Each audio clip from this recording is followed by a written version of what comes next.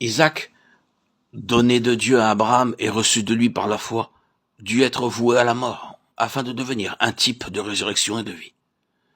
De même, souvent l'action de l'esprit dont le croyant a fait l'expérience se dissipe et passe, le laissant triste et comme mort. C'est pour qu'il apprenne bien ces deux choses, que la foi vivante peut se réjouir au Dieu vivant, alors même que tout sentiment et toute expérience personnelle paraissent en désaccord avec la promesse, et aussi que la vie divine ne peut entrer en lui que si la vie de la chair, du moi, a été vouée à la mort. La vie de Christ ne se révèle à nous qu'autant que sa mort agit en nous, qu'autant que reconnaissant notre faiblesse et notre incapacité, nous regardons à lui seul. C'est par la foi que nous recevons l'Esprit qui a été promis. Et plus notre foi s'affermit et s'étend, plus aussi nous sommes remplis de l'Esprit. À chaque nouvelle révélation de Dieu, Abraham recevait un redoublement de foi et de communion intime avec Dieu.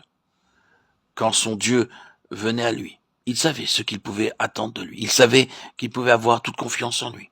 Même au milieu des circonstances les plus contraires en apparence, même lorsque Dieu lui demandait la mort de son fils.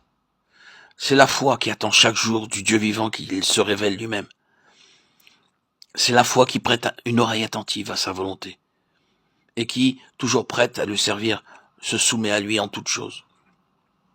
C'est la foi qui sait que la grâce demandée ne peut être reçue qu'au moment où Dieu voudra se révéler lui-même, mais qui sait aussi que toujours Dieu aime à se révéler, et qu'ainsi cette grâce sera certainement accordée. Voilà la foi qui reçoit l'Esprit promis. C'est par la présence même de Dieu que naquit et s'affermit la foi d'Abraham, ainsi que celle de tous les saints hommes d'autrefois.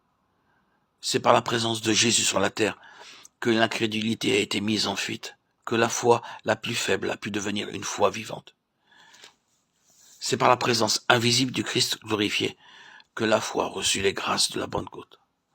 À présent, nous avons accès au trône de Dieu par Christ, car il est devenu le trône de Dieu et de l'agneau. Apocalypse 22, 1. Et tandis qu'avec humilité, avec adoration et amour, nous faisons notre service devant ce trône divin, le fleuve d'eau vive qui en sort vient nous vivifier et passer aussi de nous à d'autres. Qui croient en moi, des fleuves d'eau vive couleront de lui. Jean 7, 38. Dieu de miséricorde, qui par ton amour et ta toute puissance te révèle à chacun de tes enfants dans la mesure où il peut le supporter, daigne nous donner la foi qui peut seule nous faire connaître ou recevoir ta présence. Que tu viennes à nous comme le Tout-Puissant, comme le Rédempteur, ou comme le Dieu qui demeure en nous. C'est toujours par la foi que nous devons te recevoir. C'est selon notre foi que tu te révèles à nous. Ô Père, daigne nous faire comprendre toujours mieux que c'est selon la mesure de notre foi que nous possédons ton esprit. Amen.